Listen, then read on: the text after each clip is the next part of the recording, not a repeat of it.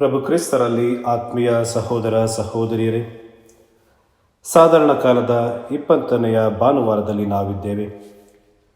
ಇಂದಿನ ವಾಚನಗಳು ಮತ್ತು ಶುಭ ಸಂದೇಶ ನಮ್ಮ ಧಾರ್ಮಿಕ ತತ್ವಗಳನ್ನು, ನಿರ್ಧಾರ, ನಂಬಿಕೆಯನ್ನು ಧೈರ್ಯದಿಂದ ಜೀವಿಸುವುದಕ್ಕೆ ಕರೆ ನೀಡುತ್ತಾ ಇದೆ. ಹೇಗೆ ಯೆರೆಮೀಯ ಮತ್ತು ಕ್ರಿಸ್ತ ಜೀವಿಸಿದರೋ ಅದೇ ರೀತಿ ನಾವು ಕೂಡ ಧೈರ್ಯದಿಂದ ನಮ್ಮ ಧಾರ್ಮಿಕ ತತ್ವಗಳಿಗೆ, ಸಿದ್ಧಾಂತಗಳಿಗೆ ನಿಲ್ಲಬೇಕಿದೆ.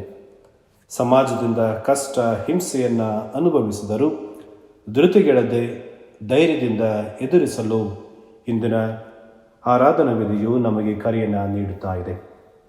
ಪ್ರಿಯರೇ, ಇಂದಿನ ಮೊದಲನೆಯ ವಾಚನವನ್ನು ಯೆರೆಮೀಯ ಪ್ರವಾದಿಯ ಗ್ರಂಥದಿಂದ ಆರಿಸಲಾಗಿದೆ. ಪ್ರವಾದಿ ಯೆರೆಮೀಯನ ಕಾಲ ಕ್ರಿಸ್ತಪೂರ್ವ 650ರಿಂದ 580 ತನಕ. ತನ್ನ ಈ ದೀರ್ಘಕಾಲದ ಸೇವಾ ಅವಧಿಯಲ್ಲಿ ದೇವಜನರಿಗೂ ಅವರ ನಾಡಿಗೂ ಬಂದೊದಗಲಿದ್ದ ಗಂಡಾಂತರಗಳನ್ನು ಮುಂತಿಳಿಸಿ ಜನರನ್ನು ಎಚ್ಚರಿಸುವುದು ಆತನ ಕೆಲಸವಾಗಿತ್ತು. ಯೆರೆಮೀಯನು ಜುದೇಯದಲ್ಲಿ ಪ್ರವಾದನೆ ಮಾಡಿದ ಸಂದರ್ಭದಲ್ಲಿಯೇ ಬ್ಯಾಬಿಲೋನಿಯರು ತುಂಬ ಬಲಿಷ್ಠರಾಗಿ ಬೆಳೆದರು. ಚಿಕ್ಕ ರಾಜ್ಯಗಳಿಂದ ಕಪ್ಪ ಕಾಣಿಕೆಯನ್ನು ಅವರು ಬಯಸುತ್ತಿದ್ದರು. ತಮಗೆ ವಿಧೇಯರಾಗದವರ ಮೇಲೆ ದಂಡೆತ್ತಿ ಹೋಗುತ್ತಿದ್ದರು.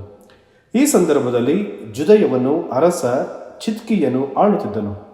ಆಸ್ಥಾನದ ಅನೇಕರು ಅರಸನಿಗೆ ಈಜಿಪ್ಟಿನವರ ಸಹಾಯ ಕೋರುವಂತೆ ಸೂಚಿಸುತ್ತಾರೆ.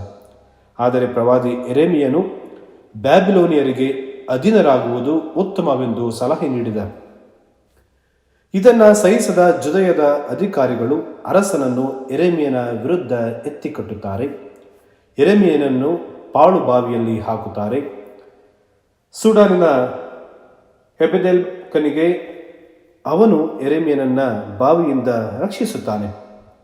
ಅರಸ ಚಿದ್ಕೀಯನು ಯೆರೆಮೀಯನ ಮಾತನ್ನು ಆಲಿಸದೆ ಜುದಯದ ನಾಶಕ್ಕೂ ಮತ್ತು ತನ್ನ ಪ್ರಾಣಕ್ಕೂ ಆತ ಕಾರಣನಾಗುತ್ತಾನೆ.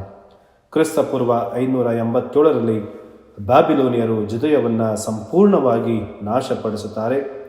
ಪ್ರವಾದಿಯ ಮಾತನ್ನು ಆಲಿಸದ ಅರಸ ತನ್ನ ಪ್ರಾಣವನ್ನು ಕೂಡ ಕಳೆದುಕೊಳ್ಳುತ್ತಾನೆ ಹಾಗೂ ರಾಜ್ಯದ ಪತನಕ್ಕೂ ಕಾರಣನಾಗುತ್ತಾನೆ.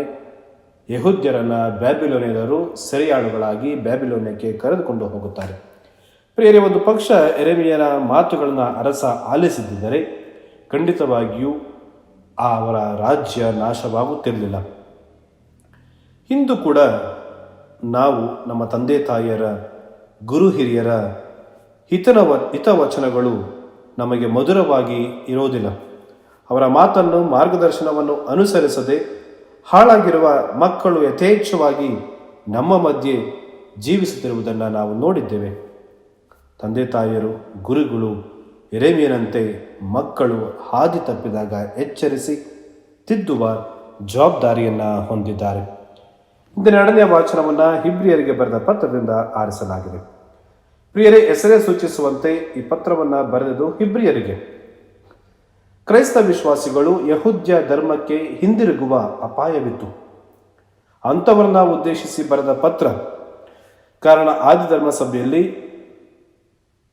ಅನೇಕ ಯಹೂದ್ಯರು ಕ್ರೈಸ್ತ ಧರ್ಮವನ್ನು ಸ್ವೀಕರಿಸುತ್ತಾರೆ. ಯಾರೆಲ್ಲ ಯಹೂದ್ಯ ಧರ್ಮವನ್ನು ತೊರೆದು ಕ್ರಿಸ್ತನ ಹಿಂಬಾಲಕರಾಗುತ್ತಾರೋ ಅಂಥವರನ್ನ ಯಹೂದ್ಯ ಪ್ರಾರ್ಥನಾ ಮಂದಿರದಿಂದ, ಅಂದರೆ ಸಿನಗಾಗ್ ಇಂದ, ಯಹೂದ್ಯ ಸಮಾಜದಿಂದ ಅವರನ್ನು ಹೊರಹಾಕಲಾಗುತ್ತದೆ. ಸ್ವಂತ ಮನೆಯವರು, ಸ್ನೇಹಿತರು ಅವರನ್ನು ದೂರ ಮಾಡುತ್ತಾರೆ. ಹಾಗಾಗಿ ಈ ಪತ್ರದ ಮೂಲಕ ಅವರ ವಿಶ್ವಾಸವನ್ನು ಇಲ್ಲಿ ಬಲಪಡಿಸಲಾಗುತ್ತಿದೆ. ಯೇಸುವಿನಲ್ಲಿ ವಿಶ್ವಾಸವಿಡುವವನು ಪಾಪ ಮತ್ತು ಮೃತ್ಯುವಿನಿಂದ ವಿಮುಕ್ತನಾಗುತ್ತಾನೆ. ಯೇಸುವೇ ಶ್ರೇಷ್ಠ ಮತ್ತು ಪ್ರಧಾನ ಯಾಜಕ, ಅವರೇ ನಿಜವಾದ ಜೀವೋದ್ಧಾರಕ. ಅವರಲ್ಲಿ ವಿಶ್ವಾಸವಿಟ್ಟು ಜೀವಿಸಲು ಈ ಪತ್ರವು ಅವರಿಗೆ ಪ್ರೇರಣೆಯನ್ನು ನೀಡುತ್ತಾ ಇದೆ. ಪ್ರಿಯರೇ, ಇಂದಿನ ಶುಭ ಸಂದೇಶವನ್ನು ಲೂಕನ ಶುಭ ಸಂದೇಶ ಅಧ್ಯಾಯ 12ರಿಂದ ನಾವು ಆಲಿಸುತ್ತೇವೆ. ಇಂದಿನ ಶುಭ ಸಂದೇಶದಲ್ಲಿ ಯೇಸು ಹೇಗೆ ಅವರ ಸಂದೇಶ ಭಿನ್ನ ಭೇದಗಳನ್ನು ತರಲಿದೆ, ಅದರಿಂದ ತಾನು ಹೇಗೆ ಶಿಲುಬೆ ಯಾತನೆಗೆ ಒಳಗಾಗಬೇಕಿದೆ ಎಂಬುದನ್ನು ತಮ್ಮ ಶಿಷ್ಯರಿಗೆ ತಿಳಿಸುತ್ತಾರೆ. ಯೇಸುವಿನ ಜನನದ ಸಂದೇಶದಿಂದ ಸಾವಿನ ತನಕ ಈ ಭಿನ್ನ ಭೇದಗಳು ಸೃಷ್ಟಿಯಾದುದನ್ನು ನಾವು ಶುಭ ಸಂದೇಶದಲ್ಲಿ ಕಾಣುತ್ತೇವೆ.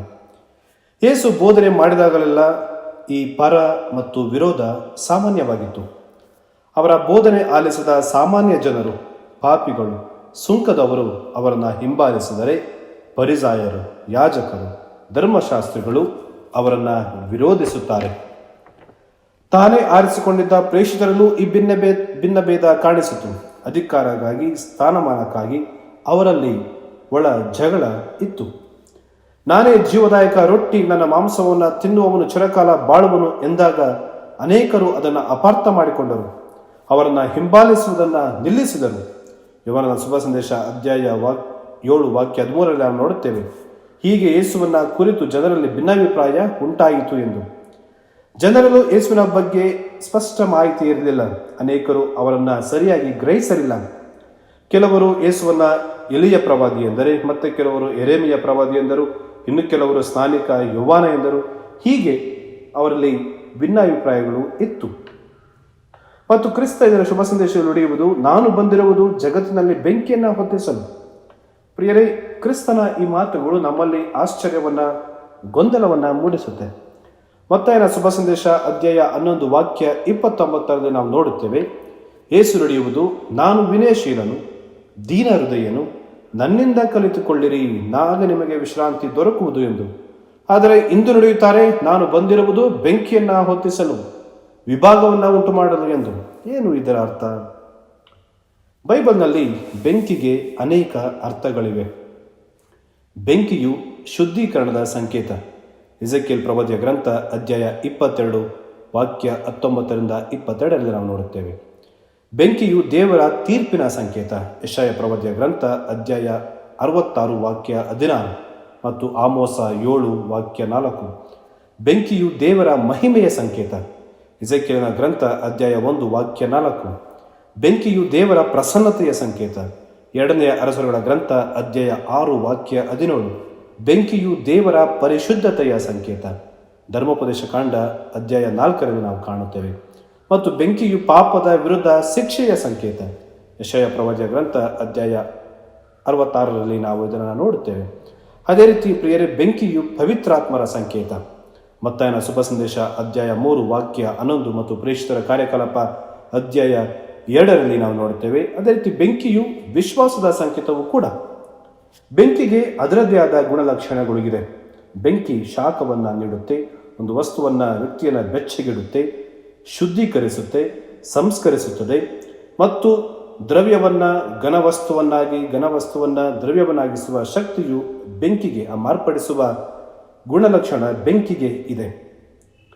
ಮತ್ತಾಯನ ಶುಭ ಸಂದೇಶ ಅಧ್ಯಾಯ 3 ವಾಕ್ಯ 11 ಸ್ನಾನಿಕ ಯೋಹಾನ ಯೇಸುವನ ಕುರಿತು ಈ ರೀತಿ ನುಡಿಯುತ್ತಾನೆ, ನಾನು ನಿಮಗೆ ನೀರಿನಿಂದ ಸ್ನಾನ ದೀಕ್ಷೆ ಕೊಡುತ್ತಿದ್ದೇನೆ, ಆದರೆ ನನ್ನ ನಂತರ ಬರುವವರು ನಿಮಗೆ ಪವಿತ್ರಾತ್ಮರಿಂದಲೂ ಅಗ್ನಿಯಿಂದಲೂ ಬೆಂಕಿಯಿಂದಲೂ ದೀಕ್ಷಾ ಸ್ನಾನ ಕೊಡುವರು ಎಂದು.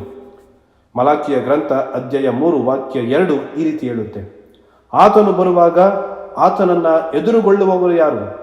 ಆತನು ಅಕ್ಕ ಸಾಲಿಗನ ಕುಲುಮೆಯ ಬೆಂಕಿಗೂ ಅಗಸನ ಚೌಳಿಗೂ ಸಮಾನನು. ಬೆಳ್ಳಿಯನ್ನು ಶುದ್ಧೀಕರಿಸುವ ಅಕ್ಕ ಸಾಲಿಗನಂತೆ ಆತನು ಶುದ್ಧೀಕರಿಸುವನು ಎಂದು.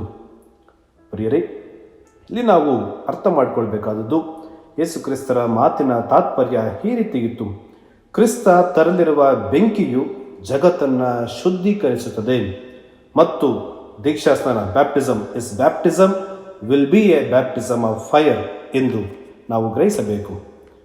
ಮತ್ತು ಪ್ರಿಯರೇ, ಯೇಸು ಸ್ವಾಮಿ ಇಂದಿನ ಶುಭ ಸಂದೇಶದಲ್ಲಿ ನುಡಿದದ್ದು, ನಾನು ಲೋಕಕ್ಕೆ ಸಮಾಧಾನವನ್ನು ತರಲು ಬಂದೆ ಎಂದು ಭಾವಿಸುತ್ತೀರೋ? ಇಲ್ಲ, ಭಿನ್ನ ಭೇದಗಳನ್ನು ಉಂಟು ಮಾಡಲು ಎಂದು. ಕ್ರಿಸ್ತನ ಬೋಧನೆಯ ಪ್ರಭಾವಕ್ಕೆ ಒಳಗಾದವರು ಮತ್ತು ಆದಿಧರ್ಮಸಭೆಯ ಚಿತ್ರಣವನ್ನು ಹಿಂದಿನ ಶುಭ ಸಂದೇಶ ನಮಗೆ ಎತ್ತಿ ತೋರಿಸುತ್ತೆ. ಕ್ರಿಸ್ತನ ಬೋಧನೆಯು ಕುಟುಂಬದಲ್ಲಿ ಮತ್ತು ಸಮಾಜದಲ್ಲಿ ಭಿನ್ನಾಭಿಪ್ರಾಯವನ್ನು ಉಂಟು ಮಾಡಿತ್ತು. ನಮ್ಮ ಪ್ರಸ್ತುತ ಸಮಾಜದಲ್ಲಿಯೂ ನಾವು ಕ್ರಿಸ್ತನ ಬೋಧನೆಗಳನ್ನು, ತತ್ವಗಳನ್ನು ಪ್ರಾಮಾಣಿಕವಾಗಿ ಪಾಲಿಸಿದರೆ ಖಂಡಿತವಾಗಿಯೂ ಅಲ್ಲಿ ಭಿನ್ನಾಭಿಪ್ರಾಯ ಉಂಟಾಗುವುದರಲ್ಲಿ ಸಂದೇಹವಿಲ್ಲ. ಕ್ರಿಸ್ತನಂತೆ ಸತ್ಯಕ್ಕಾಗಿ, ನ್ಯಾಯಕ್ಕಾಗಿ ನಿಂತರೆ ಖಂಡಿತವಾಗಿಯೂ ಅಲ್ಲಿ ಭಿನ್ನತೆ, ವಿಭಾಗ ಉಂಟಾಗುತ್ತದೆ. ಅನ್ಯಾಯವನ್ನು, ಅಕ್ರಮವನ್ನು, ಧಾರ್ಮಿಕ ಕಪಟತನವನ್ನು ಶೋಷಿತರ ಕ್ರಿಸ್ತ ಖಂಡಿಸಿದರು ಮತ್ತು ಶೋಷಿತರ ಪರವಾಗಿ ನಿಂತರು. ಹಾಗಾಗಿ ಶಿಕ್ಷೆಗೆ ಗುರಿಯಾದರು. ಯೆರೆಮೀಯ ಸತ್ಯವನ್ನು ನುಡಿದ, ಯೆರೆಮೀಯ ಶಿಕ್ಷೆಗೆ ಗುರಿಯಾದ. ಹಾಗಾಗಿ ಇಂದು ನಾವು ಮೊದಲ ವಾಚನದಿಂದ ಮತ್ತು ಶುಭ ಸಂದೇಶದಿಂದ ಕಲಿಯಬೇಕಾದದ್ದು, ಪ್ರಭು ಕ್ರಿಸ್ತರಲ್ಲಿ ಇದ್ದ ಬೆಂಕಿ ನಮ್ಮಲ್ಲೂ ಮೂಡಬೇಕು. ಈಗಾಗಲೇ ದೀಕ್ಷಾ ಸ್ನಾನದಲ್ಲಿ ನಾವು ಆ ಬೆಂಕಿಯನ್ನು ಸ್ವೀಕರಿಸಿದ್ದೇವೆ ಮತ್ತು ದೃಢೀಕರಣ ಸಂಸ್ಕಾರದಲ್ಲಿ ಅದು ಮತ್ತಷ್ಟು ನಮ್ಮನ್ನು ಸದೃಢ ಬಲಗೊಳಿಸಿದೆ. ಹಳೆ ಪ್ರಾವರ್ಬ್ ಈ ರೀತಿ ಹೇಳುತ್ತೆ, she or he who is on fire cannot sit on chair ಎಂದು. ಕ್ರಿಸ್ತನ ಹಿಂಬಾಲಕರು ಸುಮ್ಮನೆ ಕೂರಲು ಸಾಧ್ಯವೇ ಇಲ್ಲ. ವಿಶ್ವಾಸದ ಬೆಂಕಿಯನ್ನು, ಸತ್ಯದ ನ್ಯಾಯದ ಬೆಂಕಿಯನ್ನು ಹೊತ್ತಿಸಬೇಕಿದೆ ಎಂದು. ಹೇಗೆ ಬೆಂಕಿಯು ಶುದ್ಧೀಕರಿಸುವ ಗುಣ ಹೊಂದಿದೆಯೋ ಅದೇ ರೀತಿ ನಮ್ಮಲ್ಲಿರುವ ಕಲ್ಮಶಗಳು, ಸಮಾಜದ ಕುಂದುಕೊರತೆಗಳು, ಅಂಕು ಡೊಂಕುಗಳನ್ನು ಇಂದು ಶುದ್ಧೀಕರಿಸಬೇಕಿದೆ. ಹೇಗೆ ಬೆಂಕಿಯು ಅಕ್ಕಿಯನ್ನು ಅನ್ನವಾಗಿಸುವುದೋ, ಕ್ರಿಸ್ತನ ವಾಕ್ಯಗಳು, ಕ್ರಿಸ್ತನ ಬದುಕು ನಮ್ಮಲ್ಲಿರುವ ಅಂಜಿಕೆಯನ್ನು, ಸ್ವಾರ್ಥವನ್ನು, ದುರ್ಗುಣಗಳನ್ನು, ಕಪಟತನವನ್ನು ಹೋಗಲಾಡಿಸಿ ನಮ್ಮಲ್ಲಿ ಪ್ರವಾದಿಯ ಧೈರ್ಯವನ್ನು, ನಿಸ್ವಾರ್ಥ ಮನಸ್ಸನ್ನು, ಪ್ರಾಮಾಣಿಕತೆಯನ್ನು, ಸದ್ಗುಣಗಳನ್ನು ಮೂಡಿಸಲಿ ಎಂದು ನಾವು ಪ್ರಾರ್ಥಿಸೋಣ. ಶುಭ ಸಂದೇಶ ನಮ್ಮನ್ನು ಹೊಸ ವ್ಯಕ್ತಿಗಳನ್ನಾಗಿ ಮಾರ್ಪಡಿಸಬೇಕಿದೆ. Gospel should make us new people, not just nice people. Amen. ಪ್ರಿಯರೇ, ಈ ಚಾನೆಲ್ ಅನ್ನು ಸಬ್ಸ್ಕ್ರೈಬ್ ಮಾಡಿ ಪ್ರತಿದಿನ ದೇವರ ವಾಕ್ಯವನ್ನು ಆಲಿಸುತ್ತಾ ಅದನ್ನು ಇತರರೊಂದಿಗೆ ಹಂಚಿಕೊಳ್ಳಲು ನಮಗೆ ನೆರವಾಗಿರಿ. ಧನ್ಯವಾದಗಳು.